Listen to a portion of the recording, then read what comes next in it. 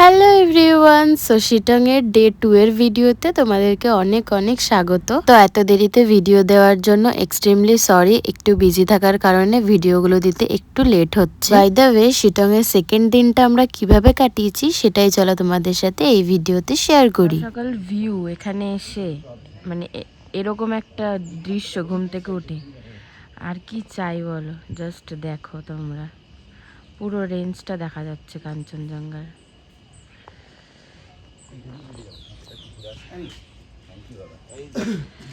দেখো এদিকে কিন্তু পুরো ফগি, বাট আমরা যে দেখতে পেয়েছি পুরো ক্লিয়ার। জীবন সার্থক।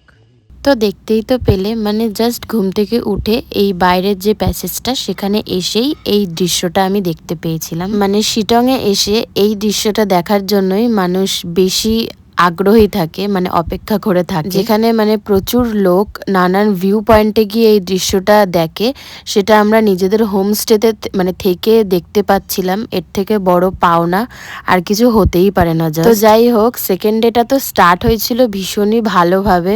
মানে সকালবেলায় উঠে এরকম একটা দৃশ্য দেখে মন তো ভীষণ ভালো হয়ে গেছিল। বাট বলে না, সবকিছু তো ভালো হতে পারে না, তার মধ্যে তো কিছু না কিছু খারাপ থাকবেই। তো সেরকমই আমাদের সাথে হয়েছিল, তো সেটা বলছি একটু পরেই। তার আগে বলি, এখানে কিন্তু আমরা সবাই মিলে রেডি হয়ে নিয়েছি ব্রেকফাস্ট করে। হোমস্টেতেই ব্রেকফাস্ট করেছিলাম। দেন আমরা গাড়ি করে বেরিয়ে পড়ি সেকেন্ড ডে শিটং ঘোরার জন্য। বাট এই ঘোরাটাই যে আমাদের কপালে নেই সেটা আমরা তো ভাবতেই পারিনি। মানে জাস্ট তোমরা দেখো কি হয়েছে আমাদের সাথে। মানে আমাদের গাড়িটা জাস্ট 5 কিলোমিটার যেতে না যেতেই এমন একটা জায়গায় গাড়িটা খারাপ হয়ে গেছিল। মানে সেখান থেকে গাড়িটা ঠিক করানোর কোনো রকম কোনো স্কোপই পাইনি আমরা। তাই আমরা আবার কিন্তু রিটার্ন হোমস্টেতে চলে আসি। আমাদের গাড়ি খারাপ হয়ে গেছে। আমরা তো বেরিয়েছিলাম ঘুরতে যাবো বলে, কিন্তু গাড়ি খারাপ হয়ে গেছে আর পাহাড়ের রাস্তা বলে আমরা রিস্ক নিইনি, আমরা চলে এসেছি। কালকে যাব আবার আমরা ঘুরতে, পরশুদিনও ঘুরতে যাব। তো আজকে চলে এসেছি আবার আমরা হোমস্টেতে।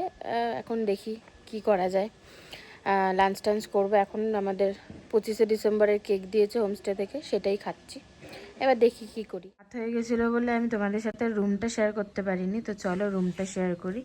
তো এই হচ্ছে, মানে ফার্স্ট থেকে দেখাই।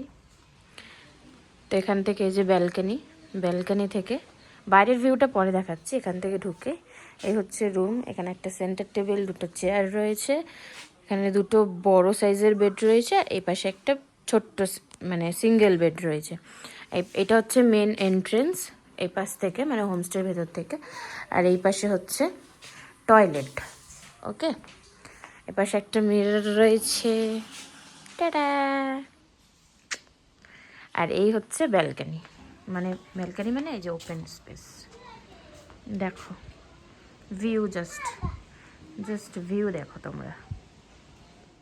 দেন আমরা হোমস্টেতে আসার অনেকক্ষণ পরেই লাঞ্চের টাইম ছিল। তারপর লাঞ্চ করে নিয়েছিলাম, যেহেতু আমরা সকালে ঘুরতে বেরিয়েছিলাম তখন তো লাঞ্চের টাইম হয়নি। সো আমরা অনেকক্ষণ পর লাঞ্চ করেছিলাম। দেন আমি কিন্তু একটা বড় লম্বা ঘুম দিয়ে নিয়েছিলাম। মানে লিটারেলি আমার সেদিন এত ঘুম পাচ্ছিল, তো আমি একদম সারা দুপুর ঘুমিয়েছি। মানে সেই সন্ধ্যে 7টা অবধি বলতে পারো ঘুমিয়েছি। দেন উঠে রেডি হয়ে, মানে একদম সোয়েটার টুপি সমস্ত কিছু পরে কিন্তু চলে এসেছি আমরা বনফায়ার করার জন্য। আর আমরা যেহেতু বাইরের ওই প্যাসেজটাতে আর কি বনফায়ারটা করছিলাম, আর সেদিন এত ঠান্ডা ছিল, মানে লিটারেলি আগুনের সামনে বসেও আমাদের ঠান্ডা কাটছিল না। সেই কারণে আমি 1 কাপ কফি অর্ডার দিয়েছিলাম। তো কফি এসেছিল, আমি কফিটাই খাচ্ছিলাম।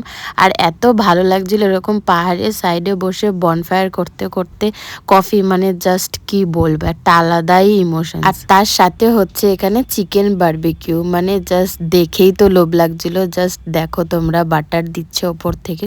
আর খেতেও কিন্তু ভীষণ টেস্টি হয়েছিল। আমরা তাড়াতাড়ি করে খেয়ে নিয়েছিলাম, কারণ তারপরে ডিনারও করতে হবে। আর সেই দিন আমাদের ডিনারে ছিল ফ্রাইড রাইস আর চিকেন। তো এরপর আমি আর ভিডিওটা বেশি কন্টিনিউ করি না, কারণ এরপর শুয়ে পড়েছিলাম নেক্সট ডে ঘুরতে যাওয়ার জন্য। তো তার পরের দিন কি করেছি সেটা দেখাচ্ছি নেক্সট ভিডিওতে। টাটা।